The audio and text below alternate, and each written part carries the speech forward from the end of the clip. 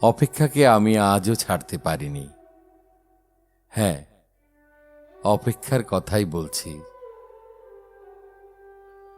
ভালোবাসার রক্তিম ধারালো স্নিগ্ধ ছোঁয়ায় এ হৃদয় থেকে এক এক করে ছেড়ে গেছে সব লোভ, হিংসা, ক্রোধ, অহংকার, স্বার্থপরতা, সবকিছু।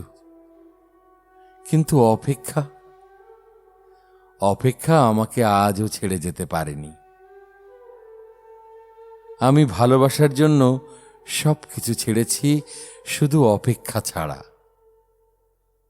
অপেক্ষাকে আমি আজও হৃদয়ের গহীনতম অংশে অবরুদ্ধ করে বেঁচে আছি। অনেকেই বলে অপেক্ষা হচ্ছে শুদ্ধতম ভালোবাসার প্রকাশ। ভালোবাসতে সবাই পারে, কিন্তু সবাই প্রিয়তমার জন্য অপেক্ষা করতে পারে না। আসলে কি তাই? জানি না তো, হবে হয়তো।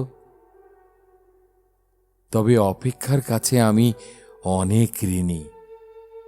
প্রিয়তমার জন্য অপেক্ষা আমাকে পাখির মতো সহজ হতে শিখিয়েছে, শিশুর মতো অনাবিল হতে শিখিয়েছে, আকাশের মতো বিশাল হতে শিখিয়েছে, ফুলের মতো স্নিগ্ধ সুন্দর হতে শিখিয়েছে।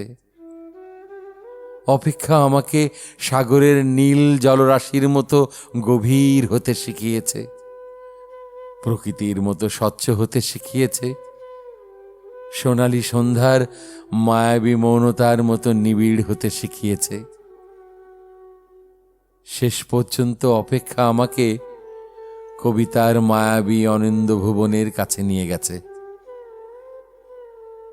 হৃদয়ের মধ্যে প্রতি মুহূর্তে অপেক্ষাকে পুষে রাখা কি কঠিন, অথচ আমি সেই কাজটি করে যাচ্ছি প্রতি মুহূর্তে কি নিদারুণ আনন্দের সাথে। অপেক্ষা, তুমি কত বেদনার্ত সুন্দর।